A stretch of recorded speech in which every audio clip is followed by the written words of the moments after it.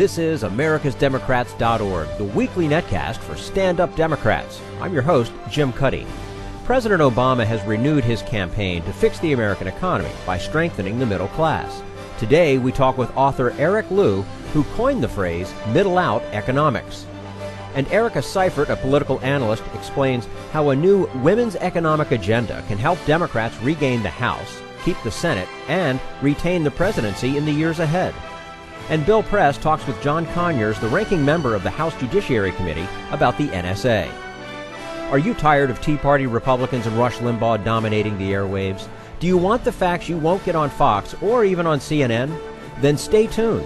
Our sponsor, 21st Century Democrats, works hard to get everyday Democrats involved in returning our party to its roots and to success at the ballot box. Sit back and listen, then stand up and fight. And follow 21st Century Democrats on Facebook for all the latest progressive news. We're glad you can join us. Author Eric Liu coined the phrase middle-out economics, which President Obama has adopted. What does it mean? Simply that jobs are created not by business tycoons, but by a middle class prosperous enough to demand more consumer goods.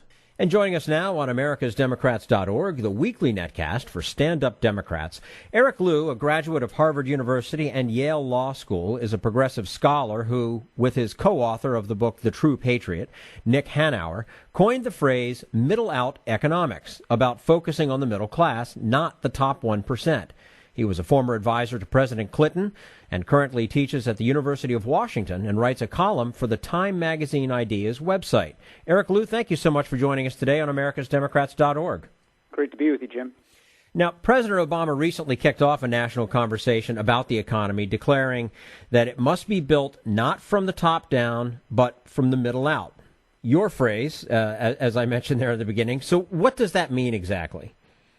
Well, Jim, what it means is we as progressives have to engage in an argument here about economics. For 30 years plus, conservatives have persuaded really the majority of this country that the way that prosperity emerges is that it trickles down, that at the center of the economic universe is a small number of wealthy people and corporations who, if we treat them right, if we give them preferential benefits, in the tax code and otherwise, that their wealth will magically trickle down to the rest of us. And that is something that conservatives have pushed, but progressives have not pushed back on hard enough. And middle-out economics is meant to be a very clear, stark alternative to trickle-down economics. And our theory of action is just completely the opposite of trickle-down. It says that prosperity emerges not from a small number of people at the top of the pyramid. Prosperity in any lasting way emerges from a great mass middle class, that it is the purchasing power and demand generated by middle-class customers that makes the economy go round. To put it another simple way, Jim, we have a mythology in our politics today that wealthy business people are, quote, job creators. And middle-out economics says that while entrepreneurs and great creators of companies are certainly idea creators, and those ideas are vital to capitalism, that the real job creators in this country are middle-class customers, because it's when middle-class customers as workers have money, then businesses have customers, period, full stop. And that's how the economy works. All right, so Eric, what is the middle class? If one defines it broadly enough, does it not include so many people that one set of possible policies can't possibly benefit everyone in the so-called middle? Well, look, I think there are a lot of different ways, both scientifically and kind of colloquially, to define middle class. But if you just take a literal sense of the middle three quintiles of the income distribution in this country, one of the things that you recognize that, again, over these 30-plus years, essentially since the advent of Reaganomics and the enshrinement of trickle-down economics, is that productivity in this country has gone way up, that our GDP has gone up, but that wages in the middle have remained essentially stagnant, and that even since we've been in this fitful recovery after the Great Recession, that over 93% of the gains of the recovery have accrued to the top 1%. And so we have this incredibly uneven economy right now, a winner-take-all economy in which advantage compounds and literally the rich get richer. And that is an economy that feels great for those at the very top for a while. But again, there is no example in history where a country allows this kind of concentration of wealth, this kind of radical, severe income inequality of the kind that we have not seen since just before the Great Depression, and you still have a healthy, growing economy for all, an opportunity for all, let alone a healthy, functioning democracy for all. How much of what we call the middle class is really a social or moral construct as opposed to simply an income level? Well, of course, there are middle-class values, and values are a big part of what it means for an economy to work and for a social contract to hold. But let's not kid ourselves here. We are talking dollars and cents.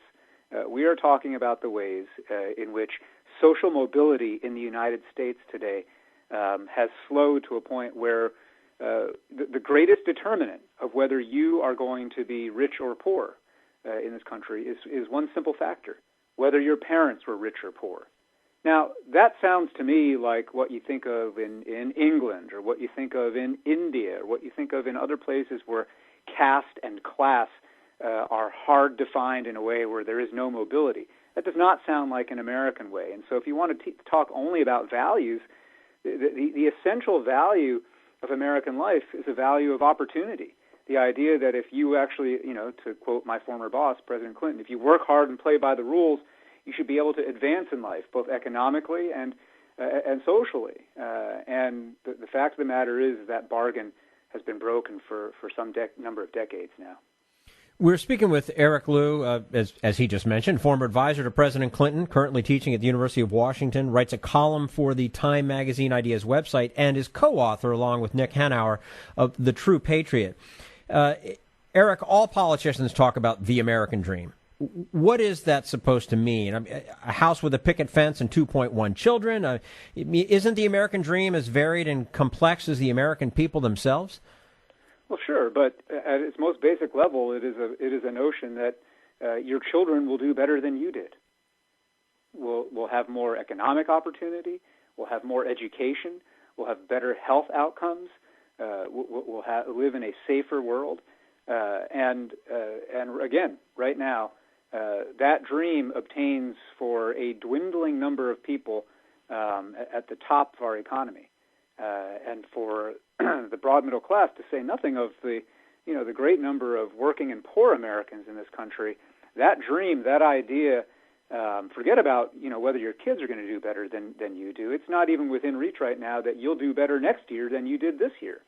We live in an economy right now where, again, not only are 93% of the benefits of the recovery accruing to the top 1%, but a huge proportion, something like 48% of the jobs that we have recovered since the Great Recession are low-wage jobs.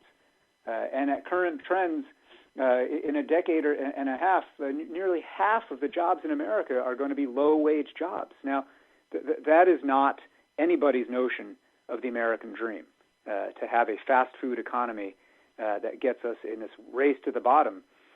We have to start changing our policies. We have to start changing not just tax policies so that they're more progressive, but also our investment policies, that we invest again robustly in the wherewithal and the skills and the infrastructure that support the middle class and that help poor Americans enter the middle class, whether that's education or health or other opportunities. And until and unless we make that kind of commitment to invest in the middle, then we're going to remain in a politics and in an economic world where we think of workers as costs to be cut rather than as customers to be cultivated or assets to be grown. And I think right now we are in a world where everybody looks like a cost, and everybody's chasing lower prices and driving the economy down. And that is great for the executives of a Walmart. It's great for the executives of a McDonald's, but it's not great for the country. Right, absolutely. Now, you and other progressives argue that the facts and figures show a declining middle class.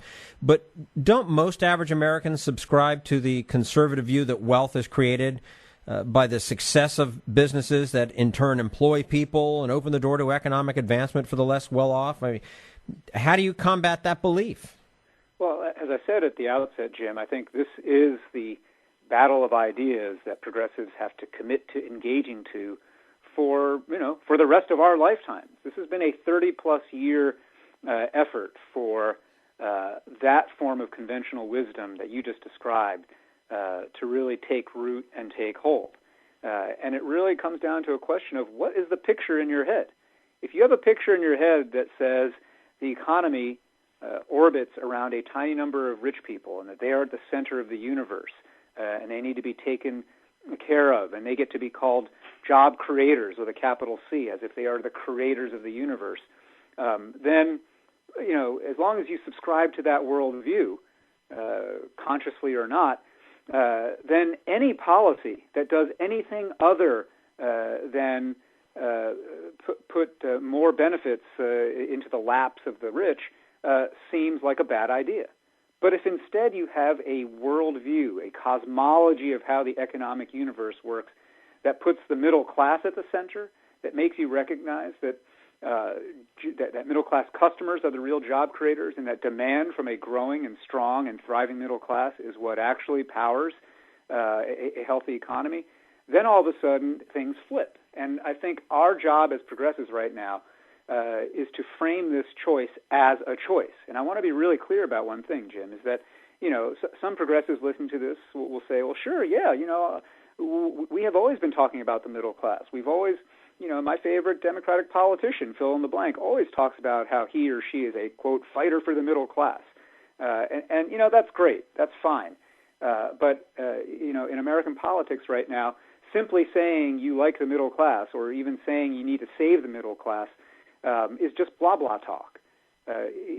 Without providing a contrast, it is just rhetoric. And the contrast that you have to provide is, again, framing this choice as a choice relentlessly between trickle-down economics and middle-out economics, between having a Walmart-style race-to-the-bottom kind of economy or something more like a Costco-style race-to-the-top economy. Costco, which operates, not unlike Walmart in terms of the customer experience, runs its business entirely differently. They don't try to grind wages down to the bottom. They don't try to squeeze costs out of their workers. They don't try to shortchange their workers and force them to go onto Medicaid and food stamps. They pay their workers enough so that they can actually become customers of Costco. And guess what? Costco thrives. And this is not just a contemporary example. This is actually an insight that I think literally today, or as you and I are talking here, we're about to celebrate the 150th birthday of Henry Ford. And one legacy of Henry Ford is that when he was running his assembly lines, he paid the line workers far more than the prevailing wage then dictated that he had to. Why? Not because he was some kind of soft-hearted altruist or compassionate guy who just wanted to throw money out the window, but because he recognized in a hard-nosed business sense that the more he paid his line workers, the more able they were going to be the first and best customers of the Model A and the Model T.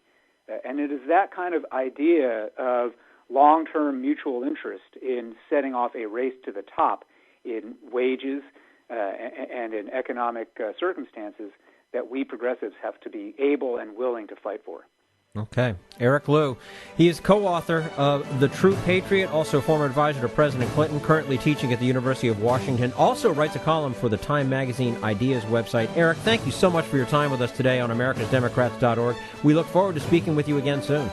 Great to be with you, Jim. Thanks. Thank you. And this is americasdemocrats.org, the weekly netcast for stand-up Democrats.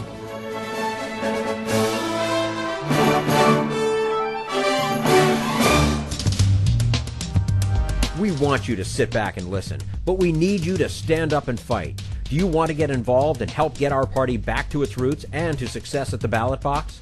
You can make your contribution to Democrats for America's Future and help us keep this show going and to elect Democrats who will stand up for democratic principles. Go to americasdemocrats.org and click on Donate at the top of the page. This is americasdemocrats.org, the weekly netcast for stand-up Democrats. Political analyst Erica Seifert has heard from focus groups all over the country and has determined that a strong women's economic agenda can lead to Democratic political gains. That's coming up in just a moment. Right now, we turn to Jim Hightower, America's #1 populist, for his common sense commentary. Will America ever get shock of Robert Rubin?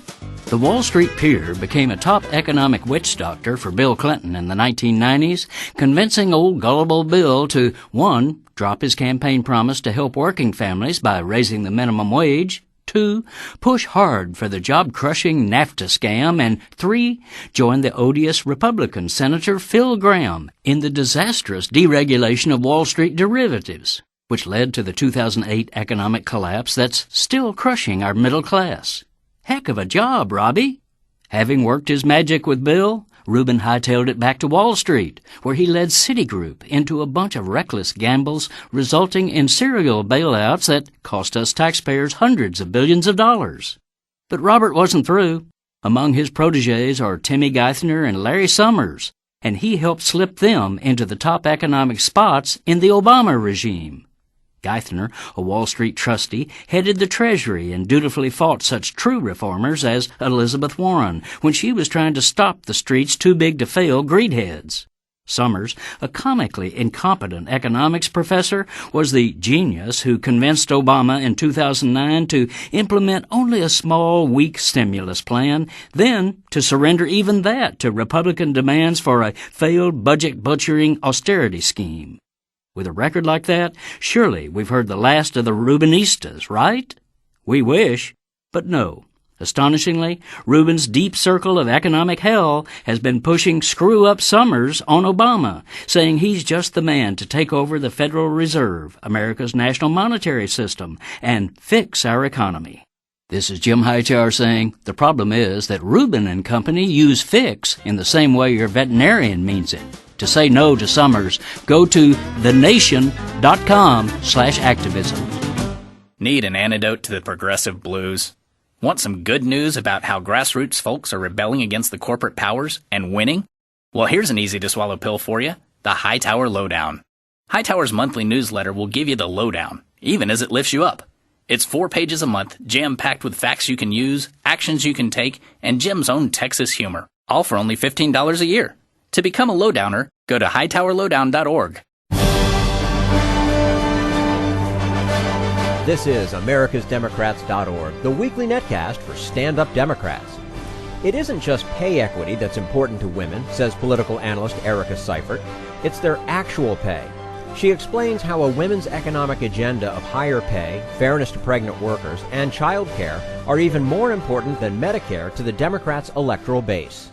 And we are joined now on americasdemocrats.org, the weekly netcast for stand-up Democrats, by Erica Seifert, who's a public opinion analyst with the firm Greenberg Quinlan Rosner and co-creator of a progressive economic agenda for women. Erica Seifert, thanks very much for joining us today on americasdemocrats.org. Thank you for having me. Well, you're quite welcome, and always nice to speak to you. You know, the report you co-authored on a women's economic agenda suggests there is still a substantial gender gap among voters. Generally speaking, is that gap growing or narrowing? Well, the gender gap is significant, and it does exist. But what's even bigger, and one of the things that we've found and that we continue to track, is the marriage gap. So in 2012, the gender gap was 18 points. So Obama won women by 11 points. Romney won men by 7 points. But the marriage gap was even bigger. That was a net 43 points. So Obama won unmarried women by 36 points, but he actually lost married women by 7 points. So if unmarried women had voted the same as married women at the same rates, Romney actually would have won 308 electoral votes and Obama 230. Now, that doesn't mean that the gender gap isn't significant and isn't important and isn't growing every time, Republicans trip over themselves and sully their reputations among women. But the one thing that we're really watching is this marriage gap, and especially unmarried women, because marital status is predictive of, whether you turn out to vote and also which party you vote for. And so unmarried women are really the group to watch. Your report talks about good jobs for women. What is the definition of good jobs, and what's happened to them?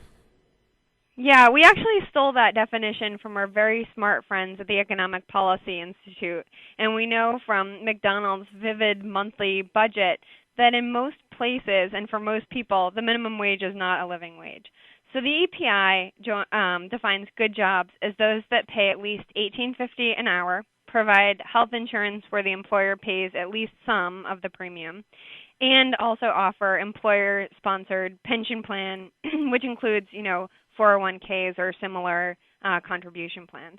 So I think it's real. It's certainly, that good job definition. I do think it's real, but it doesn't stack up against what would have been comparable benefits at mid-century when inflation-adjusted middle-class wages were higher, employers offered defined benefit retirement plans, and when healthcare was much more affordable.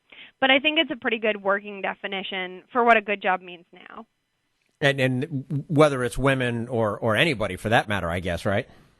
Correct. Yeah. So how important would simply raising the minimum wage be for women? I mean, is it enough if that's all that can be accomplished? Yeah, the most important policy that we've tested is really about raising pay. So we tested pay equity in terms of, raising incomes for women, and that was, the number one policy among women. It was the number one policy among unmarried women, but it was also the number one policy among all voters.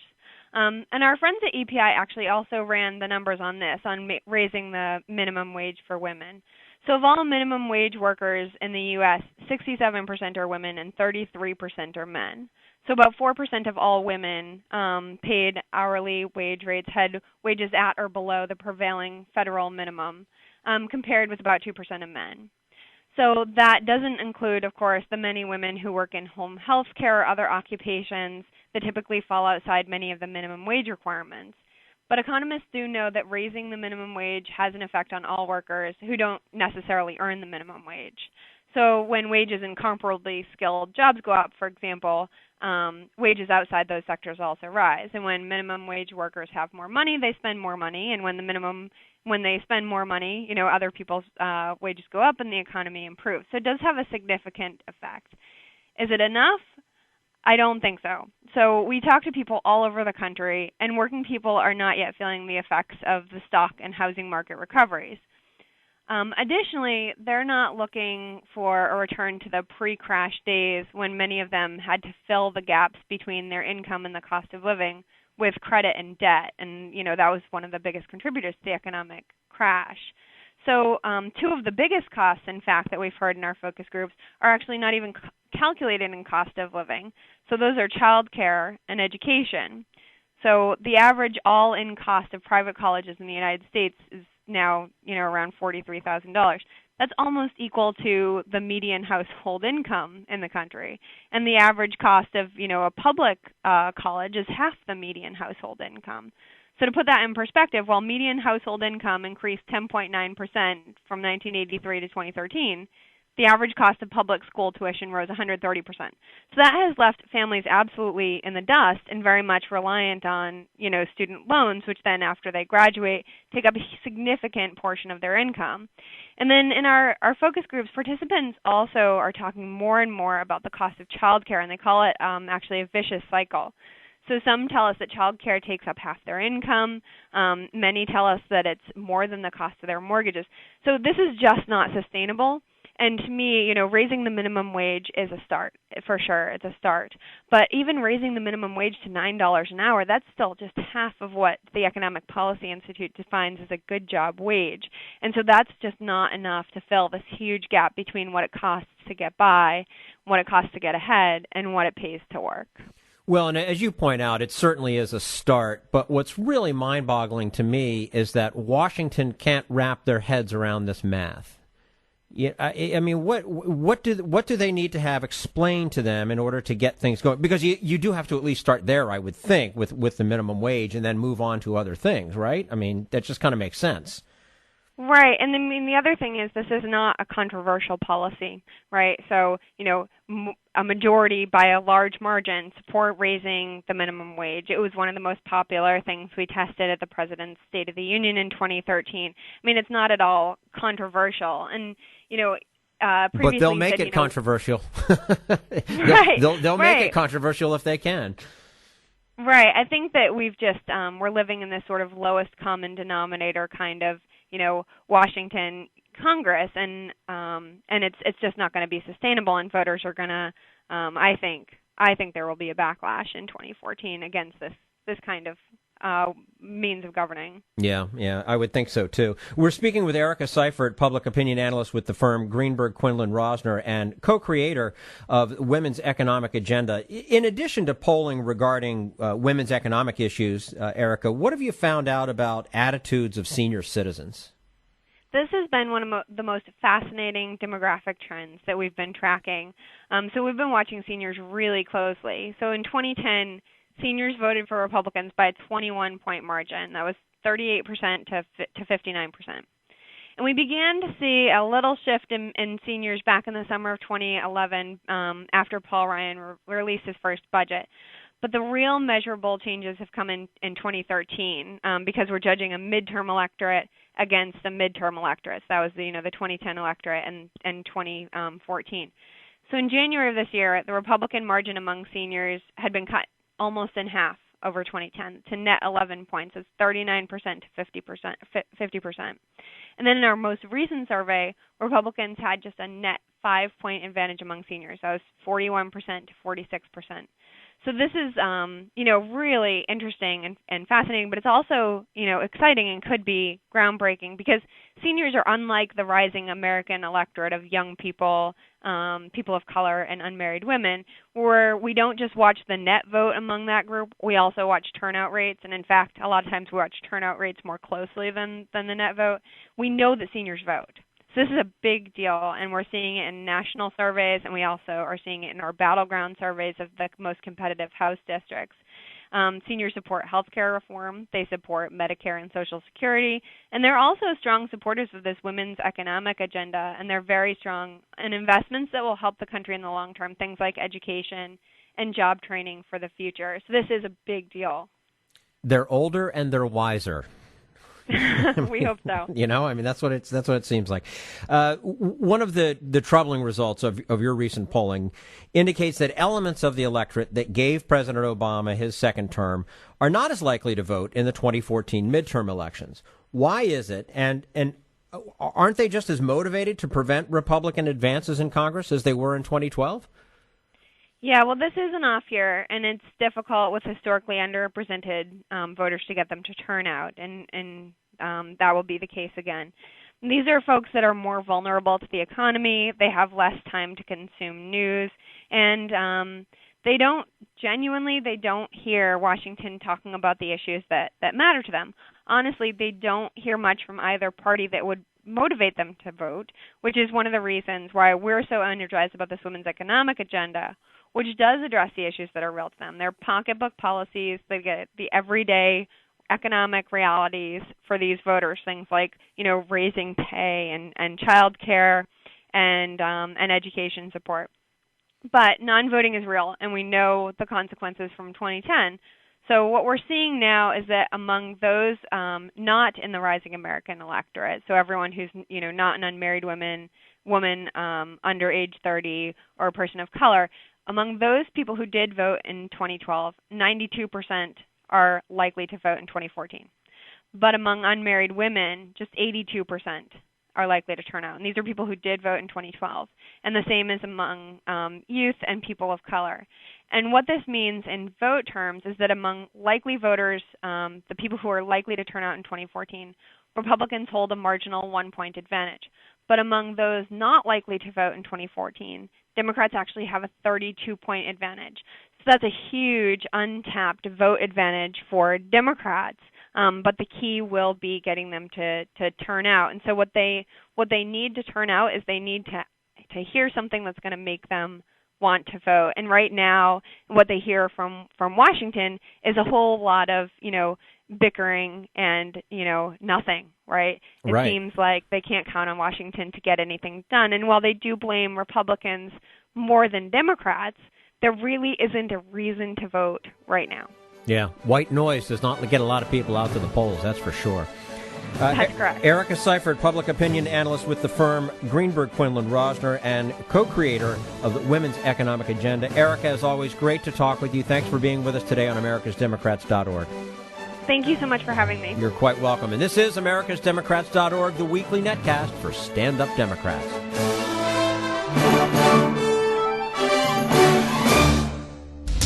We want you to sit back and listen, but we need you to stand up and fight. Help get our party back to its roots and to success at the ballot box. Make your contribution to Democrats for America's Future to keep this show on the air and help elect stand-up Democrats. Go to americasdemocrats.org and click on Donate at the top of the page. This is americasdemocrats.org, the weekly netcast for stand-up Democrats. And now, Bill Press and his guest, Congressman John Conyers of Michigan. We stay right in the middle on this program here. We don't show our bias one way or the other. We're right, as I say, and so in the spirit of being right down the middle, let me just say, introducing our next guest, that I believe there are 435 members of Congress. If we sent 434 of them home and just had John Conyers there and let him make the ultimate decision on everything, every issue that came before the Congress, we would be better off as Americans. That's how much I agree with Congressman John Conyers. It's great to see you, Congressman. Top of the morning to you. And that's exactly... Why aren't you in charge of everything? That's why. That's what I try to do. And to me, the wonderful thing about this job, I thank God every day that I'm able to work on the kinds of issues that I want to work on. And, everybody doesn't exactly love their job. Mm-hmm. And I am not tired. People ask me, are you thinking about running again? And I say, of course, that's my job, to be here trying to be a good influence on the huge decisions that keep piling up, and there's no shortage of them, is there? You know what, Congressman? There's one thing we have in common. You love your job, and I love my job. Wow. That's great. Let's keep at it, right? Yeah, that's right. So much I want to ask you about. Let's start with yesterday, the very important, this is an issue you've been working on, we've talked about before, expanding Medicare to the point where we get close to single payer in this country. It's an uphill battle. Any light at the end of the tunnel? Any hope? Yes, there's increasing understanding with Obamacare being in the spotlight, that we really have to simplify how we bring universal health care to everybody. We talk about it, but in the end, unfortunately, with Medicare and Medicaid being distinguished, and then there's a little Social Security piece in there, it can bankrupt and impoverish many families and illness. And almost everybody in government says, well, we don't want that to happen. Mm-hmm. And so we're slowly, as we understand how this can be simplified, and in the end, what we want to do is the trite saying goes, everybody in, nobody out. We include everybody, that it's a human right to get the kind of health care that one needs. We don't mean cosmetic surgery or anything like that. We mean that basic health care should not turn on whether you can afford it or not, or be forced into an emergency room where it's 3 to 5 times more than the real cost should be. And you've reintroduced your legislation. I forget the number of it. 676, H.R. 676. H.R. 676 is one of the ways to start a public plan option, adding that to Obamacare? Well, it could be. We can approach this thing. It's like peeling an onion. Look, you start off and move forward wherever you can. We're slowly picking up co-sponsors, but But to your original question, more and more people are looking at health care and saying, why don't we just cover everybody and stop making all of these kinds of definitions and separating everything out? Which is the beauty, I think, in the simplicity of your approach is, let's take Medicare, which works, which people like, which does provide good coverage, which is cost-effective, and just make it accessible and available to every American. You don't have to be 65 to qualify, right? And more and more people are coming around to that. And I am very grateful, and I'm very confident. You know how this business of legislating is. You never can plan when you're going to get a nice start upward. But all the furor around the Health Care Act, Obamacare, as I call it too. I mean, a president to have a health bill named after him, right? Which includes millions of more people that would have been cut out, dependency up to age 26, no more claims of pre-existing condition by the insurance company. All of these are important steps forward. And so this is the way we play it.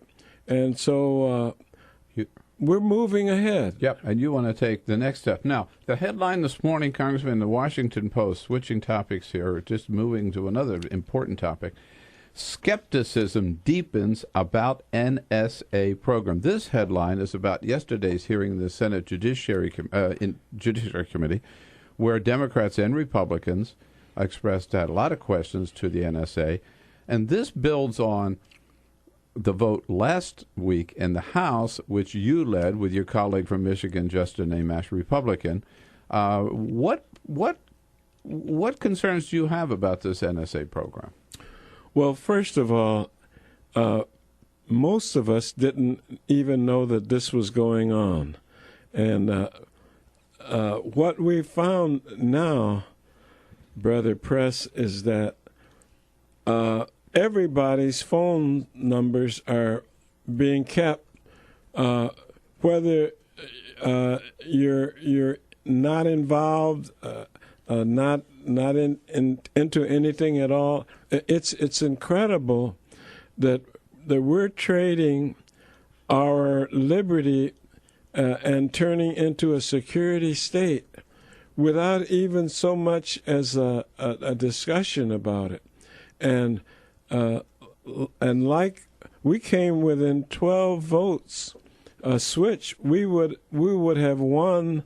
The whole thrust of our amendment was to create more transparency in the national security and CIA and FBI collecting these records, and all we want to do is make the one word relevant become applicable, and there shouldn't be any question about it, because the Patriot Act, out of which this Section 215 comes, was about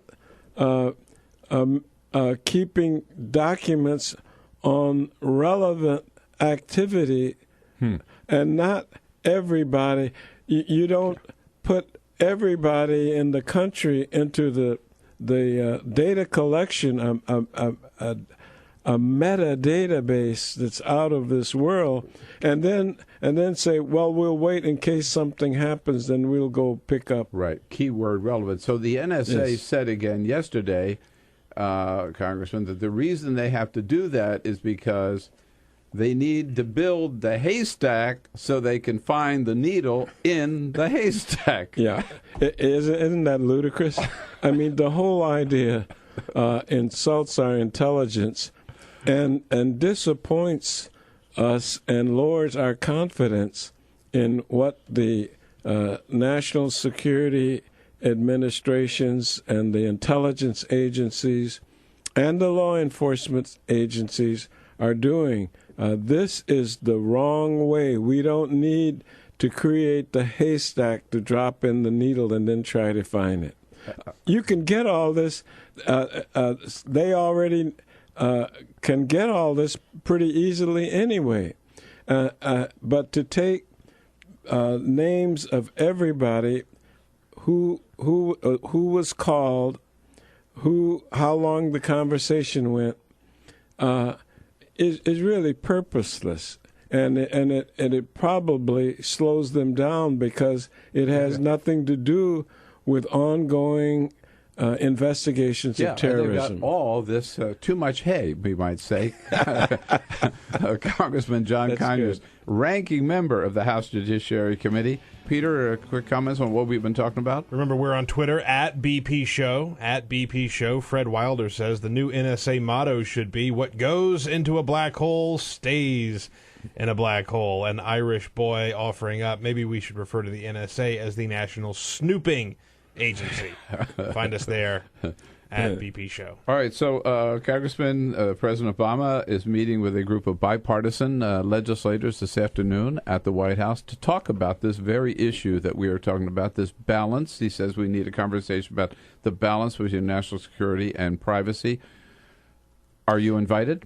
I am going to be there, and I plan to talk with him about exactly what we're talking about, is that either we include and use relevancy in the Section 215 of the Patriot Act, or we take it, or we take 215 out altogether, and begin to bear down, hone in on these folks in the snooping business that are overstepping their bounds, and I want protection, and I want good intelligence, and I want good law enforcement, but not at the course of giving up the liberty and democracy that won't turn us into a state where there's no limit to what the government can do. We're getting into a big brother mode, and that's what the 204 people that voted with me on my amendment and amashes is all about. More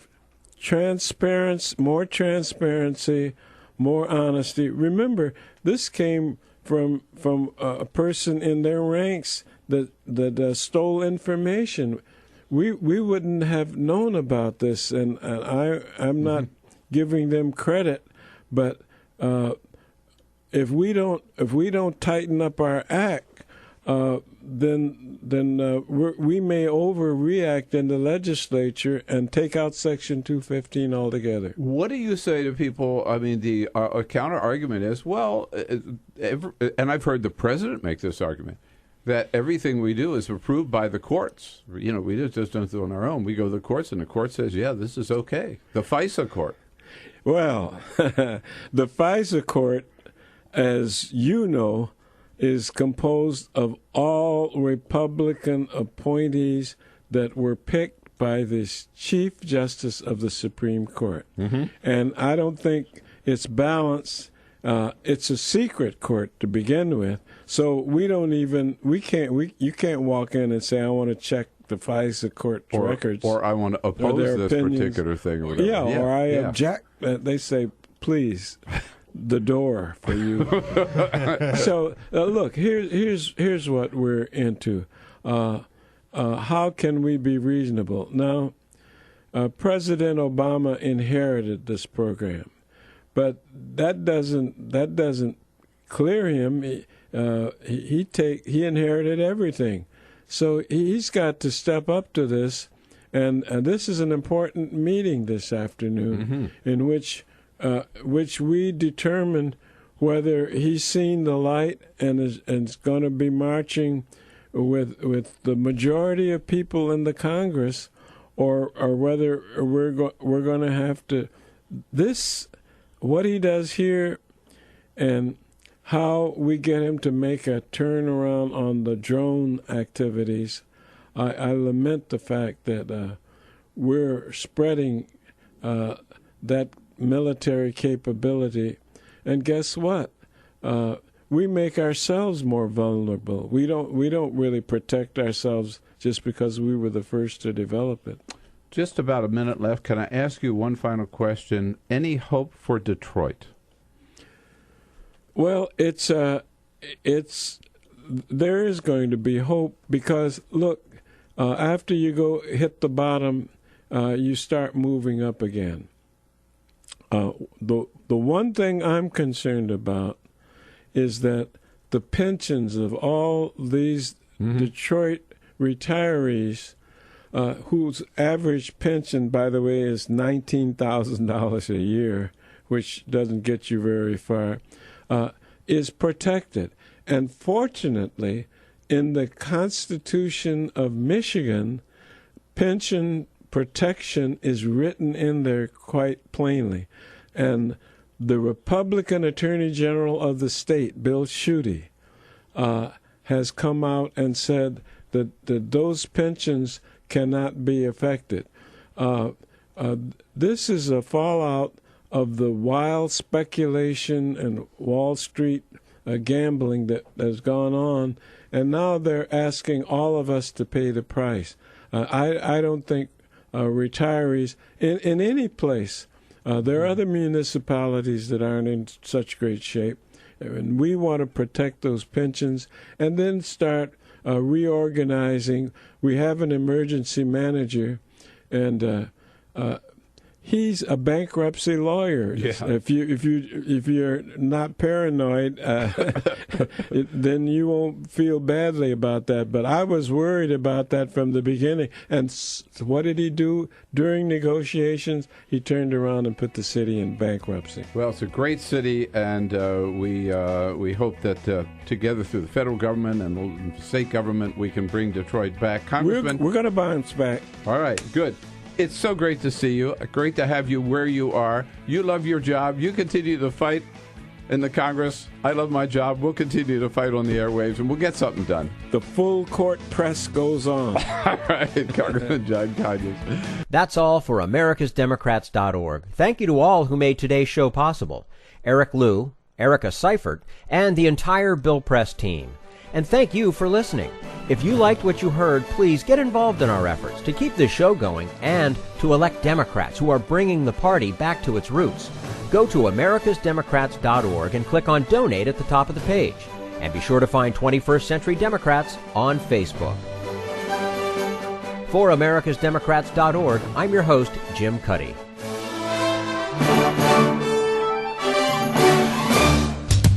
We want you to sit back and listen, but we need you to stand up and fight. Join us, support the show, and help elect Democrats who will stand up for democratic principles with your contribution today. Go to